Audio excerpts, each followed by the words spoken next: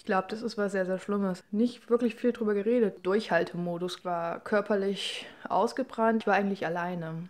Und ich habe einfach gedacht, ich bin selber daran schuld.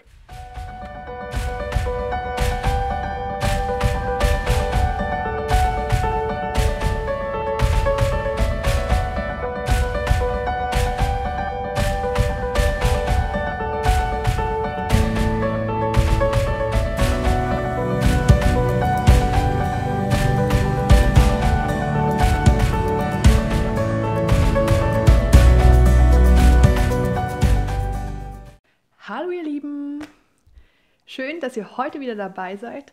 Ich habe heute ein Video für euch, bei dem ich gerade schon zigmal versucht habe, das Intro aufzunehmen. Ich war mit keinem wirklich zufrieden, deswegen ist das jetzt der letzte Versuch. Es geht um die Zeit, bevor ich meine Diagnose endgültig bekommen habe. Ich möchte ganz allgemein was zu der Zeit sagen, was dazu sagen, wie es dann mit meinen Freunden auch war, kurz was dazu, wie es mit meiner Familie war. Leute, glaubt an euch, hört auf euch selbst. Es dürfen gar nicht so viele Dinge passieren, wie sie damals bei mir passiert sind. Und sie passieren immer noch. Sie passieren, weil wir zu wenig wissen über seltene Erkrankungen, weil wir zu wenig über Lupus wissen. Ich möchte einfach gerne ein klein bisschen was dagegen tun, dass das noch bei anderen Personen passiert. Und ich habe die Hoffnung, dass vielleicht der ein oder andere mein Video sieht und es für sich nutzen kann, damit er ein bisschen besser durch die Zeit kommt, als ich es damals gekommen bin.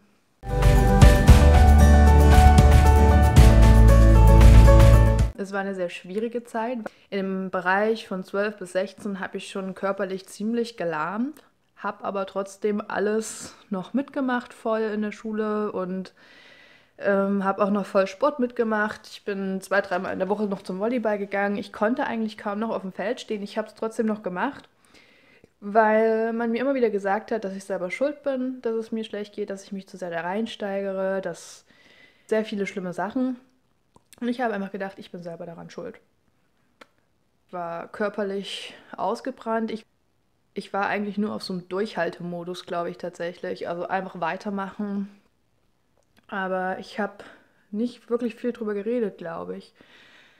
Erst als dann tatsächlich der Zeitpunkt da war, dass ich ins Krankenhaus gekommen bin, der Verdacht geäußert wurde, dass ich Lupus habe, da habe ich angefangen, auch mir selber zu glauben. Ich glaube, das ist was sehr, sehr Schlimmes. Ich habe mir sehr viele Jahre lang selber nicht geglaubt. Viele haben einfach nicht verstanden, was mit mir ist. Ich daran erinnere, dass ich einmal von ein paar Kumpels besucht wurde im Krankenhaus. Wir haben uns einfach mit der Zeit aus den Augen verloren und die anderen haben dann ein Jahr eher als ich Abitur gemacht. Ich hatte zwar sehr gute Noten, aber eben nicht genug und deswegen musste ich ein Jahr länger in die Schule gehen, in der Oberstufe und habe dadurch eben meine Freunde noch zeitiger verloren, weil sie eben ihr Abitur gemacht haben und ich bin halt noch länger in die Schule gegangen.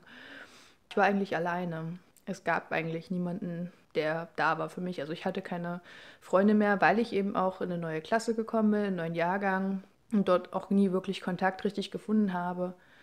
Für meine Familie war es sehr schwer, das zu akzeptieren. Sie waren zwar die ganzen Jahre dabei und haben mitbekommen, dass ich krank bin, aber es war sehr schwer für sie zu akzeptieren, dass ich für immer krank bleiben werde und dass man es nicht heilen kann. Und es war für alle wirklich eine harte Zeit und wir mussten alle lernen, damit umzugehen und irgendwie unseren Alltag damit zu finden. Wir haben so unseren Rhythmus gefunden. Ich weiß manchmal auch nicht, was kann ich anderen Leuten sagen über meine Krankheit, wie viel kann ich ihnen sagen, weil es manchen auch sehr schwer fällt, damit umzugehen, was ich sage, weil sie nicht genau wissen, wie sie es einordnen müssen, weil sie nicht wissen, wie sie reagieren sollen auf sowas.